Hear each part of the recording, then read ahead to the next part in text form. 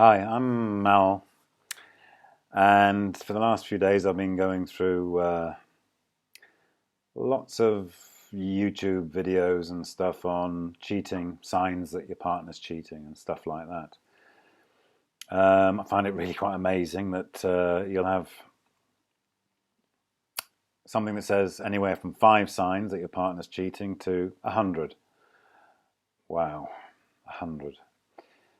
Believe me, if you've got past 10 signs that you think there's something wrong in your relationship, then you're an idiot.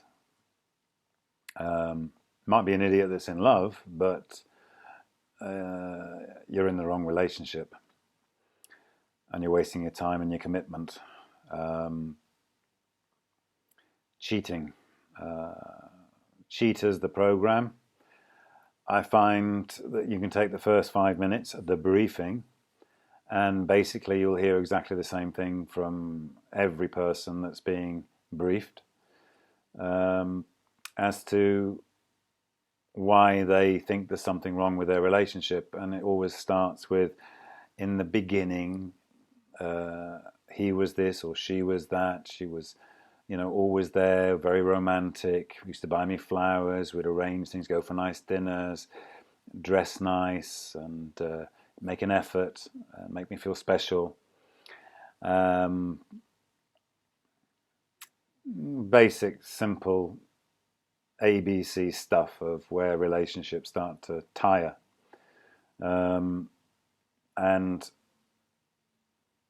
then you'll get that wonderful first observation day where the detectives, and remember, these people who are being seen on television are the people who've agreed that they'll pay no fees for the service to have it viewed by the public. Observation day 1, as I say, is always very interesting because it'll often be the suspect is met by another person and they embrace and kiss on the mouth more often than not, and they'll walk in a direction hand in hand. That direction might take them to a restaurant, might take them to another car where they go and disappear for a couple of hours, followed by the detectives, who are, obviously observe what's going on, or more appropriately, what's coming off. Might go to an apartment, whatever. It doesn't matter. If I was the client, I would, at the end of day 1, I want that information. But that's enough information for me to say, that's it. But obviously it's television, so they want to maximize what they can get to get to that wonderful finale where you get probably 1 word in 10 is actually allowed to be aired. Very rarely do you get anyone with class or self-respect where they just turn around and say, fine. You've had time to think about this. Remember, this is the difference. If you're watching this video now, you're watching it for a reason. If I was selling televisions or photocopiers and this was what you were looking for, you'd be looking for that. The reason you're looking at this video is it's one of many that are out there about signs of cheating and stuff.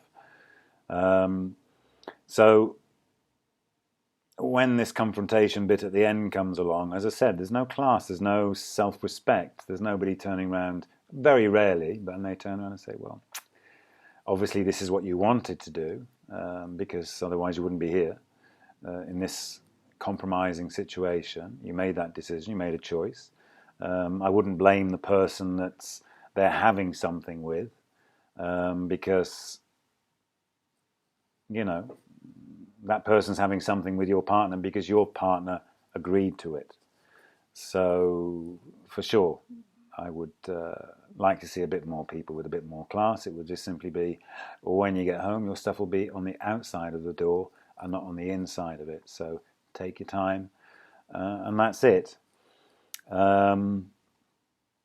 But I, based on the Oscar Pistorius situation, when it first became headlines, I was intrigued by the fact that this guy never volunteered to do a lie detector or a polygraph test. The kryptonite to Superman, as it were. When you're innocent, and you are innocent, you'll do anything to prove it. He didn't. He didn't offer to take one. And I think 99% of us in this world know that he knew exactly what he was doing. O.J. Simpson was the same situation. No polygraph, no lie detector test was given. And that made me think really about, there are millions of people out there that are in situations where they believe their relationship is suffering from maybe somebody having changed. All the signs are there. We're not idiots. You're not an idiot. If you liken it to waking up one morning and feeling not very good, okay, it's a hangover, it's a headache, whatever, but you're feeling a bit different than normal, and you think, well, I don't feel good, but I'll give it a couple of days or a day and see how I feel tomorrow. And the next day you don't feel as good, the symptoms are a little bit more evident, hurting a little bit more. Then you really need to go and see a doctor, and the doctor might say, well, you're showing, well, I don't want to make a commitment to any decision right now, but maybe we should do some tests and, just see what the symptoms really may result in. So you then maybe blood samples, urine samples, whatever, maybe a scan of some description, and then you've got this feeling inside of you that I hope it's not bad. I hope it's not what I think it might be, because we all go a bit crazy in our minds. But, if you were walking across the road and a car ran into you and you saw your leg snapped in half, it's pretty much, I've had a crash, I've been hit, and my leg is broken in half. I don't have to think twice about it. It hurts, but I can see it. My site was created to keep it simple, to really give people the opportunity to take their time and look. And I did a lot of research particularly in America. When you look at the divorce statistics that are really quite heavy now, and almost 50-50, 50% of marriages are almost ending in divorce. And they certainly don't end in divorce because they amicably decided that, things we'd grown apart. There was no other reason. It was just that, the magic disappeared.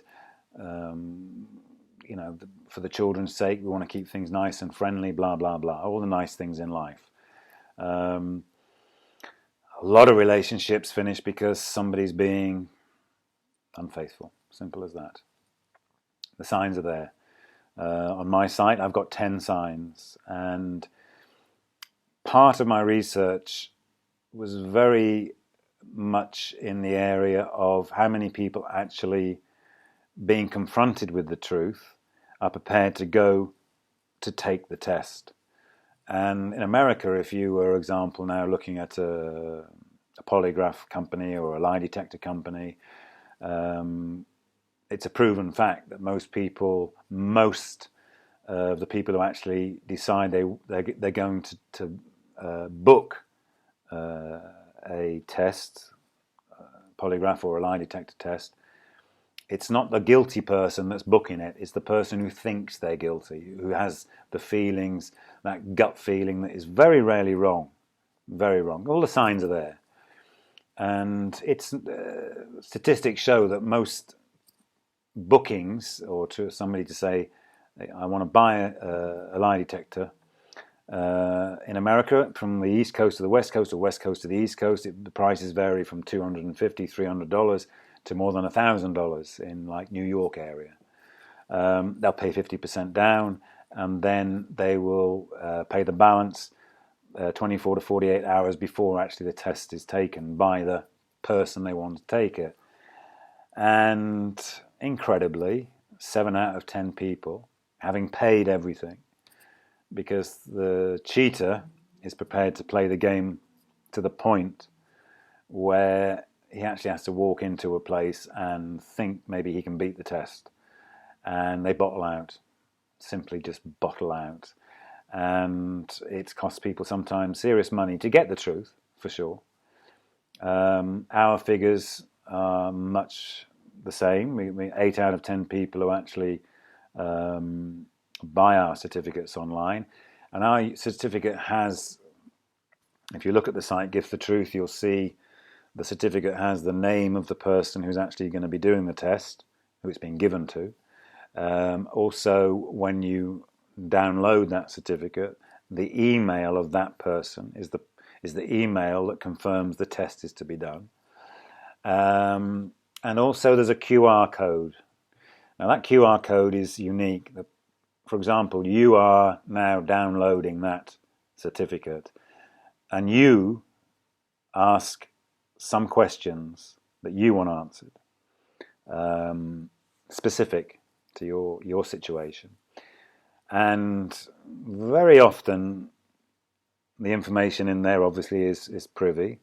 The only person who would know about it is actually when a person does actually end up sitting down in a polygraph situation or a lie detector situation. Then obviously that QR code is available to the examiner. More often than not, one of the questions is, have there been other examples or situations where you have been unfaithful to me since we've been together? Wow, well, that's the question that really most, I don't call them serial cheaters, but they don't want to face that question. And 8 out of 10 times the person becomes honest when they're given that certificate. Because you're saying to me, I want you to give me a gift, and that gift is to give me the truth. Now, if I'm crazy, if I'm mad, and all these signs are figments of my imagination, which we know is a load of bollocks, they actually exist, then you'll prove to me that I'm wrong, I'm not crazy, and you'll do this.